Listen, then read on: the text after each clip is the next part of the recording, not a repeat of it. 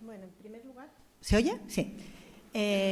Yo siempre digo que, bueno, que casi siempre la sexualidad nos la dejan al final de los congresos, de las jornadas y las charlas.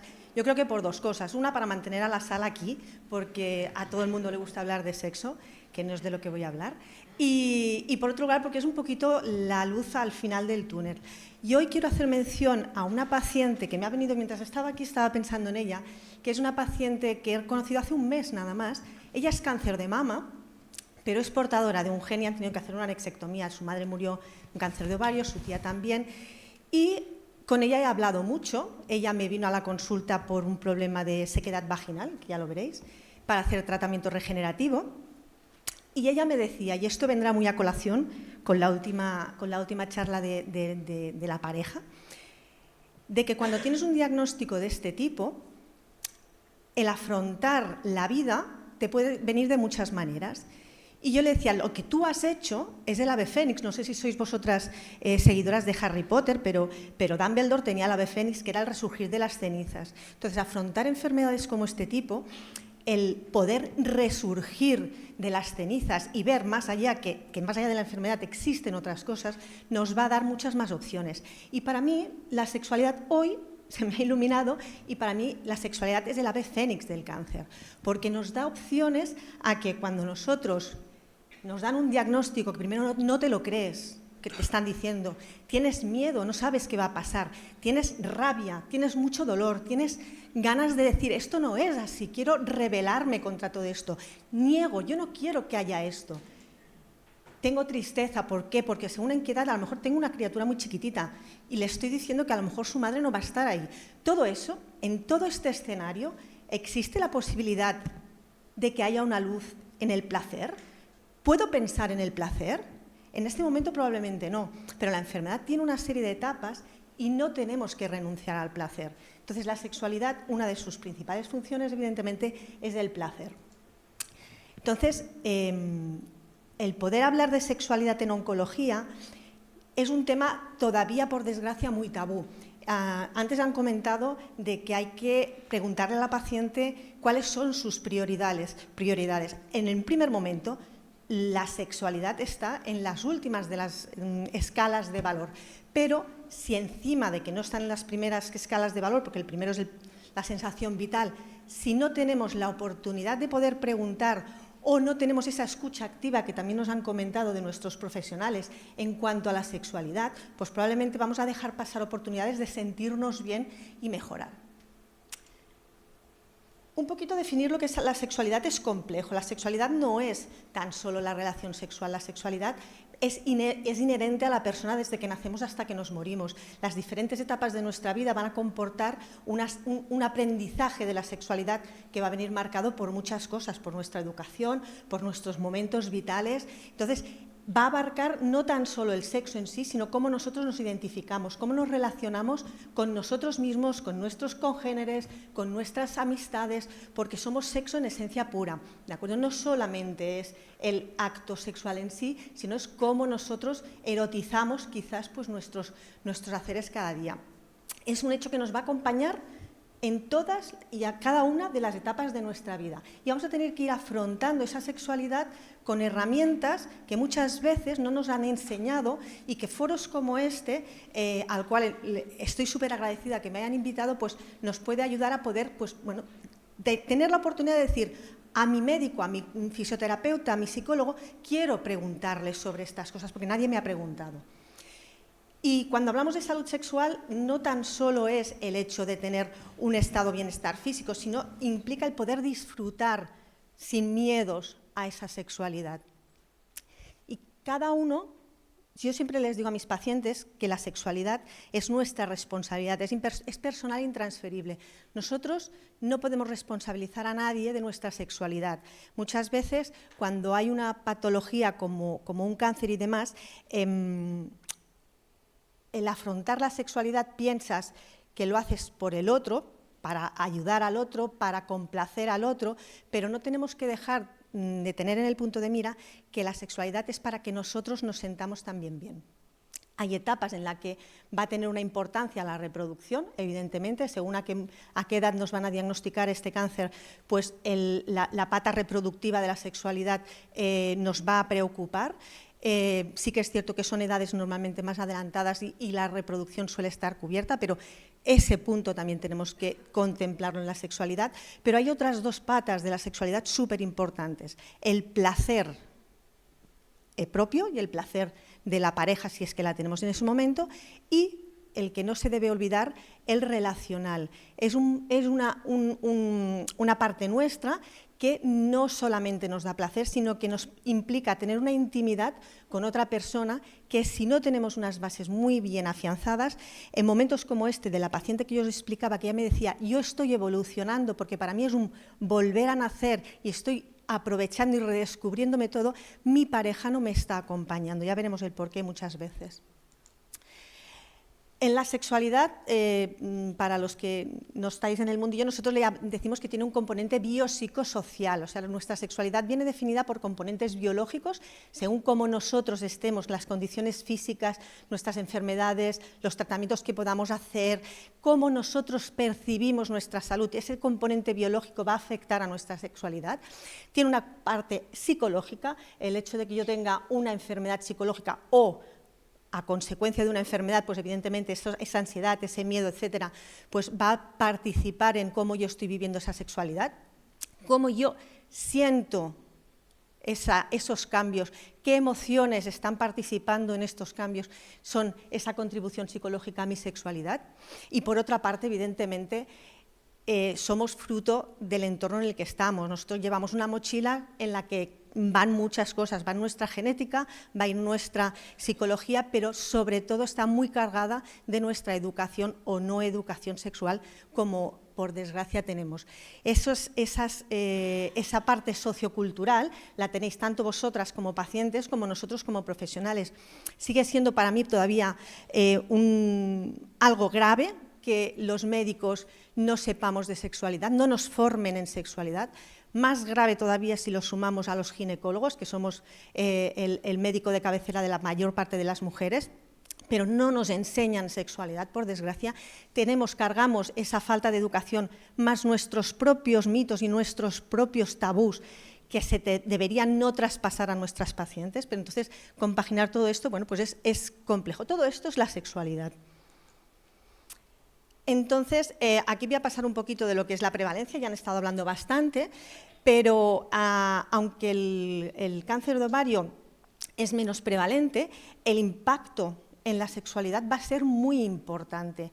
¿Por qué? Porque, como han dicho inicialmente, la cirugía es el pilar, sobre todo, del tratamiento. Y esa cirugía nos va a comportar, sobre todo a mujeres que todavía no han pasado menopausia, a una menopausia. O sea, vamos a tener todas esas consecuencias que nosotros tenemos a partir de la menopausia de una forma más brusca y más aguda y más temprana muchas veces que en su estado fisiológico.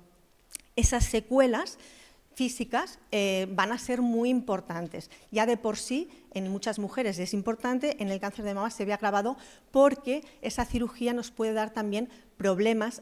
Decían antes en la primera charla de que se corta muy poquita vagina. La vagina, ese monstruo ahí que nadie conoce. Pues, ¿qué nos pasa? Que esa vagina puede haber quedado cicatricial, que aunque a nivel de profundidad quizás no haya perdido mucho, sí que nos puede perder por culpa seguramente, por las hormonas que ya no tenemos, nos va a perder en elasticidad y nos va a perder en lubricación. La vagina, cuando nosotros tenemos la excitación, la respuesta sexual, una de las cosas que hace es que se alarga, es como un acordeón, o sea, la mucosa de la vagina es virtual, pero tiene la capacidad de alargarse y ensancharse, pues esa elasticidad la vamos a perder. Y la vamos a perder de manera que eso nos va a implicar el poder tener dolor con las relaciones de penetración, ¿de acuerdo? Además, vamos a tener un cambio a nivel de nuestra imagen corporal. El tema estético no debe estar menospreciado. Las mujeres, cada una en su grado, tiene un concepto estético de sí misma. Yo a mis pacientes siempre les digo, en la primera charla, les digo siempre, como deberes en casa, siempre les mando deberes, lo primero son 2 espejos. El espejo corporal y el espejo de mano. El espejo corporal, ¿por qué? Porque nosotras seguimos siendo esclavas, vamos a decirlo, esclavas de la imagen corporal. Estamos en una sociedad en la que la imagen se le da mucha importancia, sea la que sea, y nosotras vamos cambiando a lo largo de la vida. Si este cambio es el que nos toca, pues bueno, estaremos mejor o peor. Pero si este cambio implica unas cicatrices, independientemente de que estas cicatrices a mí me duelan, cada vez que yo miro mi cicatriz, me está recordando que tengo. Pues yo tengo que mirarme en este espejo, tengo que aceptar esos cambios, tengo que valorar que esas cicatrices me han salvado. Tengo que valorar que esas cicatrices son cicatrices de vida, pero que también son cicatrices de esperanza. Y luego el espejo de mano, porque si os habéis parado a pensar, los hombres, como mínimo, solamente valorando la vez que van a hacer pipí, se miran y se tocan como mínimo 5 veces al día. Las mujeres nos miramos y nos tocamos 0 o 0. Es decir, que si no cogemos un espejo, nosotras no nos vemos. ¿Por qué digo esto? Porque los genitales cambian, no en el cáncer de ovario, no van a cambiar en exceso, pero sí que nos van a cambiar a lo largo de la vida y no nos conocemos ni nos tocamos suficiente. Entonces yo a mis pacientes siempre les digo el espejo de cuerpo para congraciarse con esos cambios físicos que vamos teniendo, para aceptar esos cambios físicos fisiológicos o no fisiológicos, y un espejo de mano porque los genitales son nuestros y quien mejor los tiene que conocer somos nosotros. Pues bien, cambio otra vez de tema, y el abordaje, ya lo han dicho varias veces, el tema del abordaje multidisciplinar es importantísimo. El cáncer de ovario, como cualquier tipo de cáncer, va a pasar por unas etapas en las que el cirujano, el primero, es el que va a tener más importancia, pero sin la actuación de los nutricionistas, de los fisioterapeutas, de los psicólogos, de los oncólogos, de los sexólogos. Me ha faltado en las primeras diapositivas que han hablado mucho sobre todo de multidisciplinaridad. Seguimos teniendo falta de sexólogos en la consulta de oncología. Se sigue sin hablar de esa secuela. Tenemos que tener en mente que es un cáncer que nos va a afectar en uno de los pilares, junto con la mama, más femeninos. Nuestros ovarios. Nuestros ovarios son la fuente de nuestras hormonas, las que nos definen como mujer. Entonces, va a afectar a nuestra feminidad en cómo nosotros nos vamos a sentir. ¿De acuerdo? ¿Cómo va a afectar el cáncer en la sexualidad? Pues en la primera parte, esa parte biológica, esa parte médica, esas cicatrices que nos pueden estar dando esos problemas que os comentaba, esa menopausia que nos va a afectar no solamente a nivel de lo que son los sofocos, que es lo más conocido en la menopausia, sino en los cambios de humor, que nos van a agravar seguramente ese estado psicológico que yo ya podía tener. Nos van a afectar a nivel de la sequedad vaginal y la sequedad de piel y mucosas, los efectos secundarios que vamos a tener por culpa de la quimioterapia, esa pérdida del cabello que nos va a hacer perder esa sensación de feminidad asociada al pelo que tenemos las mujeres. Todo eso, todo ese impacto psicológico también es importante. El cómo yo tengo que volver a aceptar esa imagen corporal, el cómo el estrés, la ansiedad, el miedo va a influir en todo, va a influir en mi día a día, evidentemente va a influir en mi sexualidad. Cómo yo, como mujer, afronto esto es importante, cómo yo lo verbalizo a la persona que tengo al lado es mucho más importante, porque nosotras estamos indefensas, estamos pasando miedos, estamos pasando ansiedad, pero la persona que muchas veces comparte nuestro lado va a coger un rol de cuidador, va a dejar de ser pareja para ser cuidador, va a perder ese componente erótico, y si nosotros no verbalizamos cómo nos sentimos y nuestra pareja tampoco lo hace, la patita de la sexualidad, que depende de la intimidad, se va a ver gravemente afectada. Cuando nosotros como profesionales deberíamos abordar la sexualidad, muchas veces, lo que decía, no hay tiempo en las consultas, tanto en ámbito privado como en ámbito público. En ámbito privado yo hago solamente actividad privada, y las visitas que no son de sexualidad las tengo cada 15 minutos. Cuando a mí me dicen es que no hay tiempo en las consultas, yo siempre discrepo. En la consulta te da tiempo a todo. te da tiempo absolutamente a todo. Tienes que hacer las preguntas correctas en el momento adecuado para que la paciente sepa que en ese momento tú puedes hablarle. O sea, aquí nosotros como profesionales tenemos una gran responsabilidad a la hora de hacer preguntas. Yo muchas veces no pregunto a mis mujeres, oye, ¿te van bien las relaciones? No, sencillamente el diálogo te debe permitir que la paciente sepa que tú eres un profesional que puede escuchar el problema que ella tiene.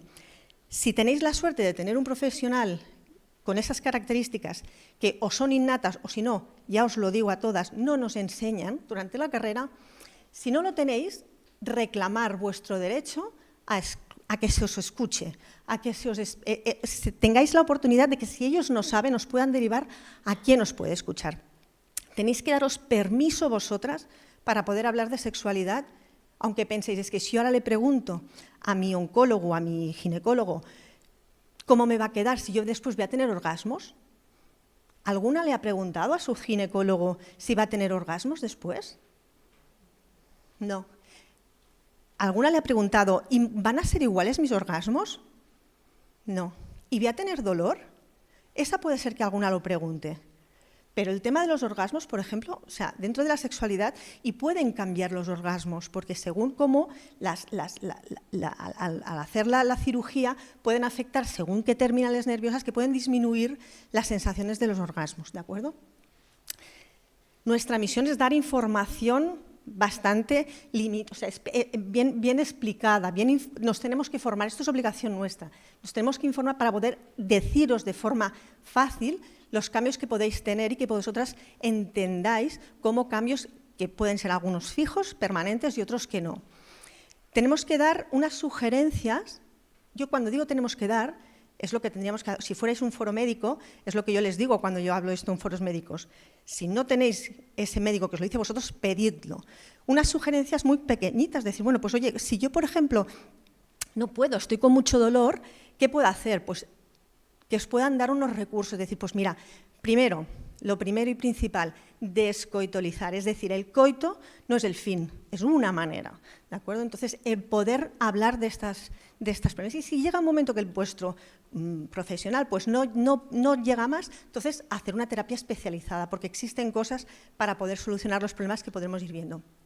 Lo primero que hay que hacer después de pasar el duelo, las baches, la recuperación, es el autoconocimiento, el espejo. El poder reconocerse que la respuesta sexual nos puede cambiar. Una de las cosas que, no sé si vosotros sabéis que la respuesta sexual en su momento la definieron Master y Johnson, que eran una pareja, que definieron que nosotros respondemos en excitación, meseta, orgasmo, resolución, luego apareció el deseo por allí. Esa respuesta sexual en las mujeres es mucho más variable.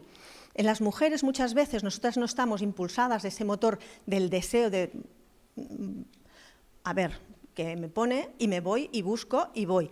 ¿Por qué? Porque nosotras muchas veces respondemos a otro tipo de estímulos que hacen que nosotras nos excitemos y podemos conseguir una relación satisfactoria. Pues bien, cuando hay procesos como el cáncer, ese deseo espontáneo de ir a buscar una relación o una actividad sexual, ya sea en pareja o sola, pues muchas veces no existe, ha disminuido porque nos han bajado todas las hormonas, nos ha bajado los estrógenos, nos ha bajado la progesterona, nos ha bajado la testosterona también, ¿de acuerdo? Entonces ese deseo quizás no lo tengamos, pero si nosotras nos estimulamos o en un momento adecuado, puede aparecer ese deseo. Puede tardar un poco más, nuestra respuesta puede ser un poco más lenta, pero puede acabar apareciendo. El yo entender como mujer que el deseo no tiene que ser el motor que arranque todas mis actividades sexuales y que es normal, pero que yo puedo tener una relación, una actividad sexual satisfactoria, placentera, si yo lo entiendo, es más fácil. Pero es que si mi pareja lo entiende, entenderá que es que no es que yo no lo desee o la desee a mi pareja, sino que mi respuesta ha cambiado, que necesito más mimos, más caricias, necesito que esa respuesta sea más trabajada. Entonces, si yo lo entiendo y mi pareja lo entiende, ya estamos quitando un problema en una posible disfunción, ¿de acuerdo?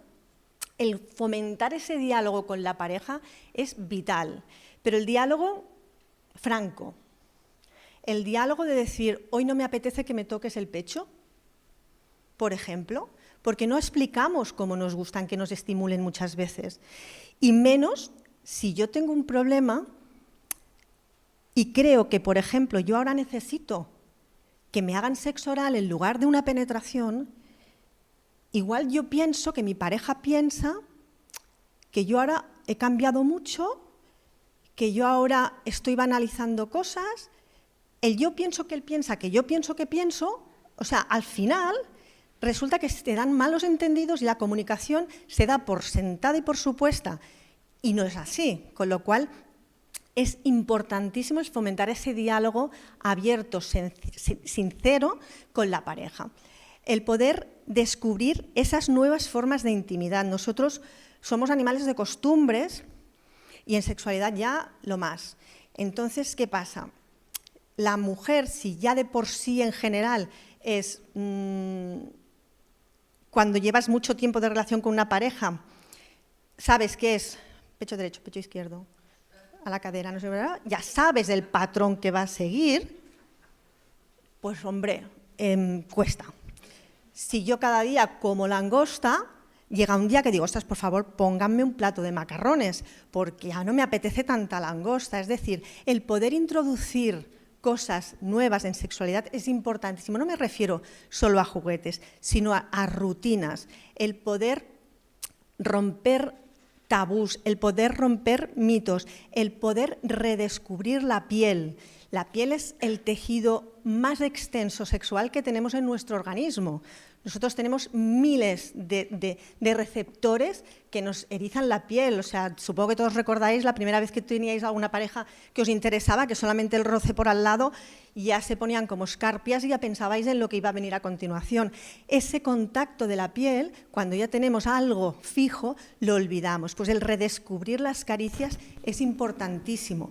El redescubrir la mente, el volver a intentar buscar nuestra gasolina, nuestras fantasías sexuales para ser motor de esa actividad sexual, el poder buscar otras maneras. No es Te quedan ya muy pocos minutos. Ay, Dios, voy. Es que me embalo. Y luego el consultar las alternativas. Hemos visto que una de las secuelas más importantes es que al tener, sobre todo mujeres que tienen diagnosticado un cáncer antes de la edad de la menopausia, vamos a tener una menopausia avanzada, una menopausia precoz, patológica, ¿de acuerdo? Entonces, ¿existen alternativas a los tratamientos? Muchas. Las básicas, primordiales, lo primero que hay que hacer es una hidratación genital, tanto la vulva, o sea, al salir de la ducha, cara, vulva y cuerpo. Toda la hidratación es importantísima, pero también a nivel interno, a nivel vaginal, existen hidratantes.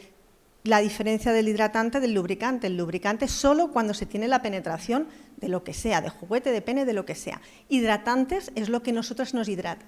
Existen terapias no hormonales a nivel local que ayudan a regenerar, como el ácido hialurónico, etc. La terapia local estrogénica también se puede dar. La absorción es mínima, hay que estar siempre en consenso con los oncólogos, pero se puede hacer el tratamiento local. Si a mi vagina le faltan estrógenos, o le pongo estrógenos, o la vagina le pasará todo aquello que os he comentado.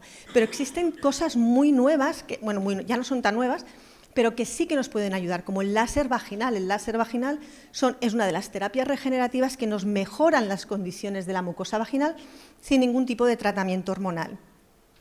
La rehabilitación del suelo pélvico, porque pueden quedar cicatrices dolorosas, nos puede quedar una contractura involuntaria por esa sequedad en la vagina, pues una buena rehabilitación y ayuda de los fisioterapeutas. Los dilatadores vaginales muchas veces son necesarios porque nos ha quedado, sobre todo si ha habido en algún caso radioterapia, nos han quedado vaginas más cortas y menos elásticas. Que es un poquito el ave fénix, que os decía, que existen alternativas a los problemas que puedan surgir, a los problemas del deseo, lo que os he comentado de intentar buscar alternativas a la rutina y a la monotonía. El tema de la confianza con la pareja es importantísimo. La sexualidad no es plato de segundas.